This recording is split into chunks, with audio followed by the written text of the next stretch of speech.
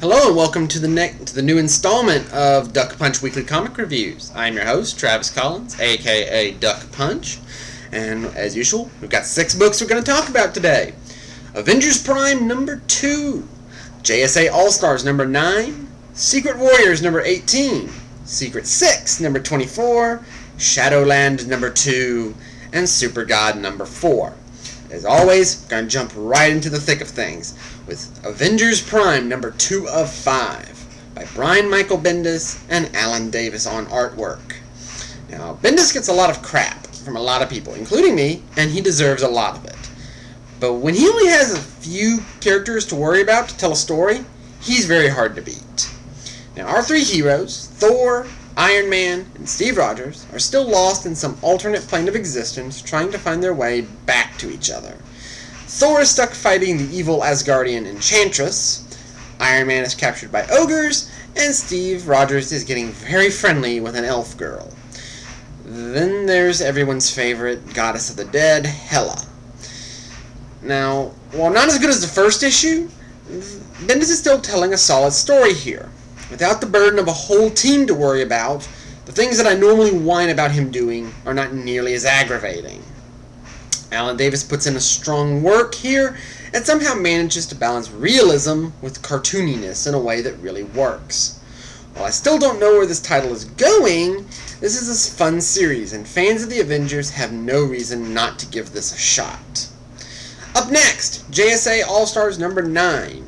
Written by Matt Sturgis with art by Freddie Williams II. Now, it took a while for this title to get off the ground, but JSA All-Stars is quickly becoming one of the highlights of my month. Hell, I'm even starting to like the artwork. The team is still in South America trying to find the source of the new drug that has hit the streets back home, when they are reunited with an old teammate from yesteryear. The reunion is tarnished, however, by the realization that this friend may be in cahoots with the very people they came to stop, who in turn have their own plans for our heroes and 4 very, very strange little kids. Sturgis, more so than Robinson writing Justice League or Willingham writing Justice Society, is very good at writing this team. He gets the dynamic and he really makes it feel like a family. Even characters that no one but I like, which pretty much just means Cyclone, get treated well, and the nods to past continuity without all the overwhelming nostalgia is really good. Now, Williams has always been the weak point of this book, but his art is starting to kind of grow on me, believe it or not. I'm not a fan, and I'll probably still roll my eyes a lot, but he's moved up from making me want to vomit. All in all, it's a good book with a good story, and you just sometimes have to just bear through the art. Up next, Secret Warriors number 18 by Jonathan Hickman and art by Alessandro Vitti. When it comes to this book, what started off as a must-read title has become increasingly meh. The story picks up with Dum Dum Dugan continuing his testimony before the UN Security Council regarding the Howling Commandos' attack on Hydra Base in China. As usual, flashbacks show that Nick Fury and Dugan know something they aren't sharing with everybody else, but all of that takes a back seat when Hydra comes back after the Commandos with a vengeance. Now, Hickman is one of those guys who, when he is hot, he is on fire. The problem is that this title, which is ending in 12 issues, is becoming so ho-hum that I can only guess that with the end in sight, he's becoming bored with it, which is a pity, because the characters that it really centers on are really interesting. Vitti is alright as far as art is concerned, though like Williams from JSA All-Stars, he does some very weird things with bodies that can be very off-putting. This is still overall a good book, but this is definitely a slump in quality. Next, Best Book of the Week, Secret 6 number 24 by Gail Simone with art by Jay Califor. Now, month in, month out, this has consistently been the best book DC puts out. It just might be the best book on the shelves. It is that good. Now, to mark 2 years on the title, Simone basically combines and retells some of the Secret Six's early adventures as a Western. In addition to our main characters, you really can't call them heroes, there are also cameos by people from the original miniseries, from their appearance in Birds of Prey, and the very first story arc. While probably not great for trying to get people to read this title, last issue gets that honor in spades, Simone did a wonderful job of writing an issue that thanks all of the fans that made this book successful for the last year. Special props need to go out to Jay Califor for the art designs on the characters to make them look more like cowboys. When asked recently what my favorite book from DC was, or what book I looked forward to the most, I answered without hesitation that this is my favorite DC title, followed by Power Girl. And if you remember how much I loved Power Girl from the first video, that should tell you just how great this book is.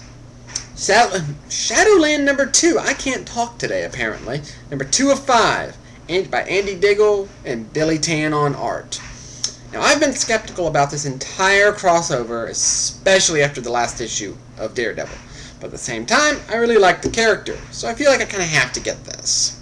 Now, this issue has several New York superheroes, led by Luke Cage and Iron Fist, trying to convince Daredevil to dismiss his army of ninjas and listen to reason. At the same time, both Moon Knight and Kingpin have their own plans for how to deal with the Hand and their takeover of Hell's Kitchen, including summoning one very pissed-off spirit of vengeance. Diggle is still doing an admirable job on writing Daredevil and crew, but some of the choices he's made, especially when it comes to explaining why Matt Murdock is doing what he is doing, have really left a bad taste in my mouth. Instead of doing something truly interesting by making a hero willingly become the villain to serve what he thinks is the greater good, we get a watered-down story so that at the end, I really don't see anything changing all that much. On the bright side, I've been a fan of Billy Tan for a while, so any chance to see his art is a good thing to me. This crossover is still salvageable, and I am really banking on a big twist, but so far it has been one neutered plot twist after another, and I'm not impressed. Last up, Supergod number 4 of 5, written by Warren Ellis and art by Gary Gastani. Now, I am always fascinated when Warren Ellis has a new title out, especially one that grabs onto some of his more quirky beliefs, and man has this title been a trip.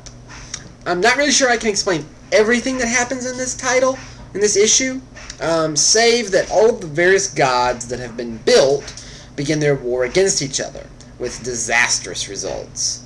This is clearly the calm before the storm, however, as the series ends with the next issue. Now, I'll be very upfront, this is not a book for people looking for a quick, easy read. This is not a book for people who are not familiar with Warren Ellis. If you are a fan of Ellis, especially his superhero stuff, like The Authority or Planetary, you'll kind of see what he's doing here. Everyone else might want to stay away. Gastani has been doing a great job of giving each god their own look that makes his classical appearance with his more superhero-esque get-up. The result is something that really helps capture the theme of this book. This is a book of big ideas and serious questions about a lot of different things. It isn't for everyone, but if you like Warren Ellis, this is definitely worth a read. Just make sure you start from the beginning. Alright kids, that is it for the week. 6 books down, and the week's still young. Best book of the week, hands down, Secret Six number 24. Worst book of the week, Shadowland number 2, followed very quickly by Secret Warriors number 18. 2 books that should be a lot better that aren't. Now I'm going to try and do a couple more shows this week, maybe a preview show, and maybe a highlight show. No promises, but we'll see what happens. Thanks again for watching. Please leave comments. Let me know how I'm doing. Have a great day, guys.